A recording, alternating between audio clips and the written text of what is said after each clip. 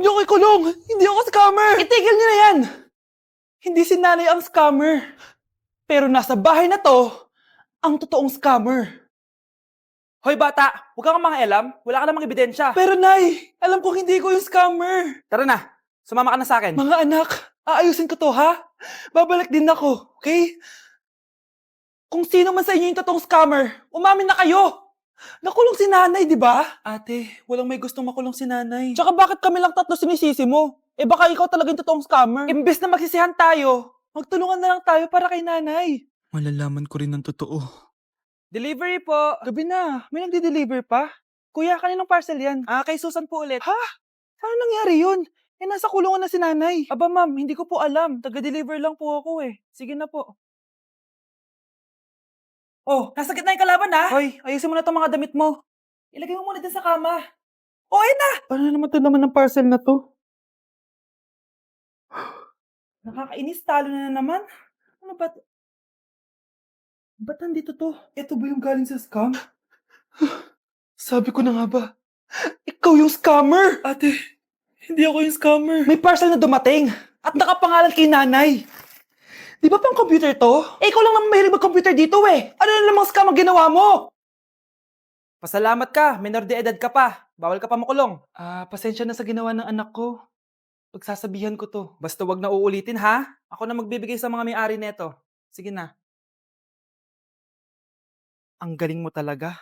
O eto, sino to cellphone? Akin tong pera. Mas kailangan ko to. Galingan mo pang mang-scam para mas marami tayong makuha. Bahala sa'yo.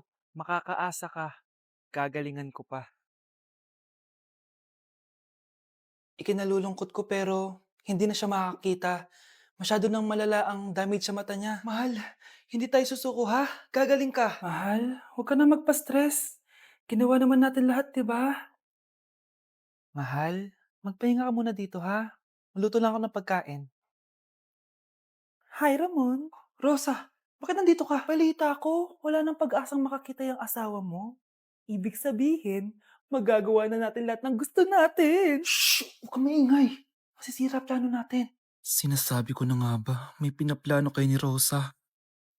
Mahal, kain ka na nito paborito mo. At talagang hinahayaan mo lang dito si Rosa, ha?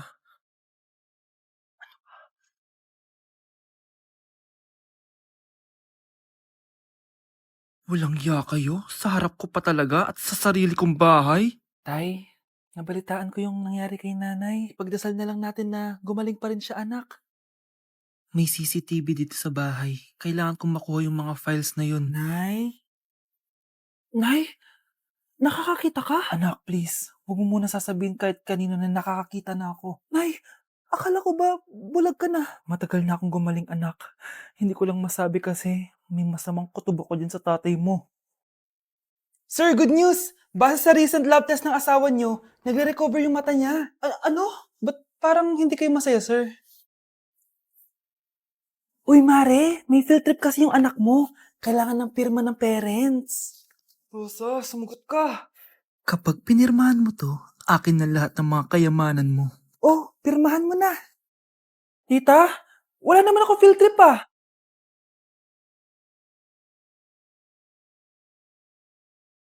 Death certificate? Hindi naman patay si tatay ah. Anak, alam kong nasa kwarto ka ng tatay mo. Si nanay. Anak! Nay, tawag niyo po ba ako? Wala. Kala ko nasa loob ka eh. Sige nay, gagawan ko na po ng pagkain si tatay. Kailangan ko malaman ng totoo. Sorry nay, kailangan kong gawin to sa'yo. Nay, eto na po pala yung pagkain ni tatay. Ginawan din po pala kita. Buti naman naisip mo pa ako. Thank you anak ha. Welcome nay. Mahal, kain na tayo. Gumana yung plano ko. Kailangan ko nang humingi ng tulong. Ang galing mo din, Scarlett, no? Pero mas magaling ako. Nay, hindi ka nahimatay. Anong akala mo sa akin? Tanga? Inamoy ko yung pagkain na binigay mo sa akin. At kaamoy niya yung lason na nilalagay ko sa pagkain ng tatay mo. Ang sama mo, Nay! Well, kailangan ko ang pera ng tatay mo. Inasawa ko lang naman yan kasi mayaman siya. Ipapakulong kita sa ginawa mo kay tatay. Sa tingin mo maniniwala sa'yo ang mga pulis? May CCTV tayo sa bahay. Kitang-kita dyan na ikaw ang gumagawa ng pagkain ng tatay mo? Kanina pa nasa kulang mga pulis. At naririnig nila lahat ng sinasabi mo. Mga pulis? Nasaan na siya? Nakakatakot! Matalino ako, Scarlett. Alam kong gagawin mo yan. Binayaran ko ang mga pulis para din nila kulihin. Pera-pera lang. Walang iya ka talaga, Nay! Sumama ka na sa akin. Itali nyo na yan. At siguraduhin nyong hindi makakatakas yan. Ano? Itatali? Hindi! Shh, Scarlett. Tatakas kita, ha? Alam ko lahat ng baho ng nanay mo. Tita? Scarlett? May kausap ka ba? Nandiyan na si nanay. Bilisan mo. Paparating na siya. Bibilisan ko na. Hala, na paano siya? Be, anong iniiyak-iyak mo dyan? Nag-relapse ako, be. Nakita ko kasi mga favorite song namin sa Spotify rap results ko. OA mo, be. Okay, class. Kanina notebook to? Hala, diary ko ba yun? Sige, tatapon ko na to. Total, wala naman may-ari sa inyo, ha? Ma'am, wait! Diary ko po yan. Oh, Scarlett. Pwede mo bang basahin sa buong klase kung anong laman ng diary mo? Babasahin? Ma'am, nakakahiya. Go, Bes! O, ganito, Scarlett. Pag binasa mo yan, may plus points ka sa akin. Sige na nga, para sa plus points. Dear Diary, niligawan ako ng crush ko. Para ako nasa movie at kami yung bida. Siri, play Snow on the Beach. Yee! Ang harot Kaya pala may Taylor Swift ka sa Spotify rap mo, ha? Ano ba? Ito na nga, next na. Dear Diary, nagselo siya sa boy best friend ko. Gusto niya na makipaghiwalay sa akin. Hindi ko kayang mawala siya. I will die for you. OMG! Hula ko. Nasa Spotify rap mo si The Weeknd, no? Eto na nga.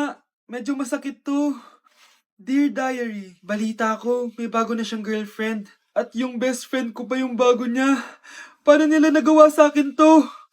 Parehas silang traidor. Hala, okay lang yan, bes. Kaya, ayun, nasa top song ko yung Kill Bill ni SZA. Magre-relapse na yan! Tumigil nga kayo! Oh, class, tumigil na!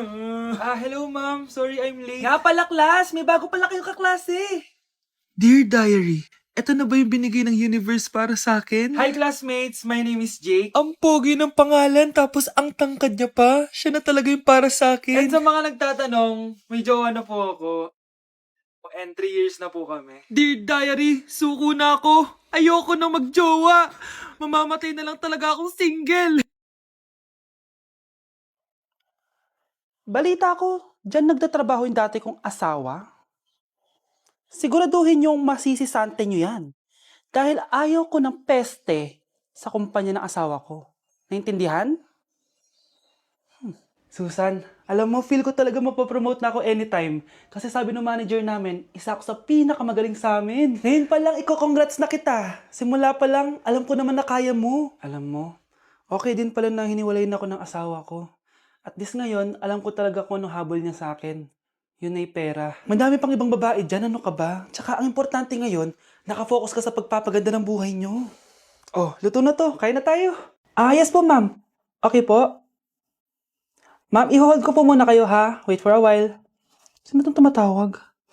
Sir Ramon, may bad news po ako sa'yo. Ayaw ka po ng boss namin. Ano? Kaya tatanggalin ka sa trabaho. Anong tanggal na ako sa trabaho, ha? Utos lang po sa amin. Hindi pwede yun. Sorry sir, humanap ka na lang po na ibang trabaho. Bakit puro na lang kamalasan dumadating sa buhay ko? Ay. Si Michael ba yun? Michael! Scarlett, bakit pinauna mo ako umuwi kahapon? Di ba palagi tayo sabay umuwi? May ginawa ako. Tsaka baka magselos yung nagbigay ng bulaklak sa'yo. Para ka namang ano dyan? Tsaka alam mo, na-realize ko, hindi ko na pala siya crush. Tara na nga, manood na lang tayo ng movie sa bahay, yung horror. Sige na nga. Michael? Ma? Ano ginagawa mo dito, ha? Get in the car. Uuwi na tayo. Di ba sabi ko sa'yo, nababoard ako sa bahay, kaya umalis ako? Michael, siya yung nanay mo? Kilala mo nanay ko? At sino naman tong babaeng kasama mo, ha?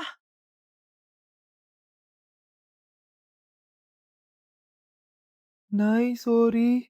Napagastos ka pa tuloy sa pagpapa-hospital sa akin. Ano ka ba, anak? Nawala na nga sa akin yung kuya mo, di ba? Ayoko namang mawala ka din sa akin. Hello po, good morning. Dok, ano po balita? Makakalabas na po ba si Scarlett bukas? Ma'am, may good news po ako. Pwede na po lumabas si Scarlett bukas. Salamat sa Diyos! Hindi na ako magiging pabayang ina. Ayoko na maulit yung nangyari sa kuya mo. Nay, ano pala nangyari kay kuya? Hindi mo pa nakakwento sa akin yun. Ha? Bata pa yung kuya mo, anak, nung nawala ko siya sa palengke. Mare, magkano tong sitaw? 50 na lang sa'yo, Mare. Ang mahal naman, Mare. Pwedeng 20 na lang to. Mga laruan ba yun? Ang ganda nun na. O siya, sige na, kumare naman kita eh. Ayun yung gusto ko sa'yo eh. Tara na, anak. Anak? Anong lugar na to? Nasaan yung batang yun? Nasaan na si nanay? Nay! Anak! Ate, may nakita po kayong bata dito? Ay, wala po akong nakita eh.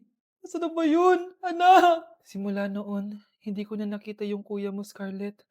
Hanggang sa may pumuntang pulis sa bahay natin. Ang sabi nila, patay na daw siya. Grabe naman yung nangyari kay Kuya Nay. Ang lungkot naman po pala nung nangyari sa kuya ni Scarlett. Sige na po, ma'am. Kailangan ko pa po bisitahin yung mga ibang pasyente. Sige po, Dok. Salamat po. Anak, ang importante, makakauwi ka na bukas. Opo, Nay. Makakapag-thirst trap na ako ulit.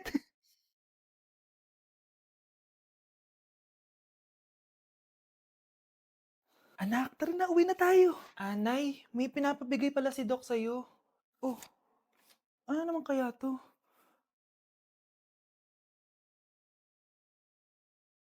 Paano nangyari yun? Wow, Edward! Ang ganda naman ng bahay mo. Simula ngayon, Scarlett. Dito ka natitira, ha? Masanay ka na. Matanong ko lang, bakit pala gusto mo akong panagutan? Eh, di ba, iniwan mo na ako? Scarlett, hindi naman talaga kita iniwan. Alam mong, kinailangan ko lang sumama ng matagal sa ibang bansa. Kasama yung mga magulang ko. Ang importante, nandito na ako, Scarlett. Bubuo na tayo ng pamilya. Ang sarap naman pakinggan nun. Oh, Scarlett, bakit? Ang sakit ng tiyan ko! Ha? Teka lang, tatawag ako ng nurse, ha? Diyan ka lang. Edward. Buti na lang dumating ka, tita. Naku, Edward, salamat sa pera, ha? Makakasiguro kang kay Scarlett lahat mapupunta. Bakit nandito yung babaeng yan, ha? Paalisin niyo yan! Ha? Anong nangyayari? Scarlett? Anak, di mo ba kilala? Nanay mo ko. Hayaan mo, baka dala lang ng pagbubuntis niya. Tawag lang po ako ng nurse, ha? Scarlett, dyan ka lang, ha? Edward, wag mo akong iwan, please! Wag mo akong iwan dito sa babaeng to! Akala mo ba makakatakas ka sa akin? Binigyan ako ng malaking pera ni Edward, oh. Nakuha ko na yung gusto ko. Ngayon, pwede ka na mawala. Nay, wag po, please. Scarlett, pigilan niyo babaeng yan! Brianna? Tita, anong ginagawa niyo kay Scarlett, ha? Wala. Ina-adjust ko lang yung unan niya. Napakasama mo, tita. Sariling anak mo, papatayin mo? May ipapakulong ako dito. Ano? Kulong? Edward, nakatakas siya. Scarlett, hayaan mo na siya. Hindi ka na niya pwedeng saktan, ha? Paano yung pera? Buti na nakatakas ako. At least may cheque naman ako. Nasaan na yun? Nasaan na yung cheque? Ito, naiwan niya. Thank you, Edward. Masaya ako para sa inyo, ate. Scarlett, Brianna, hanggat nandito ako, poprotektahan ko kayong dalawa.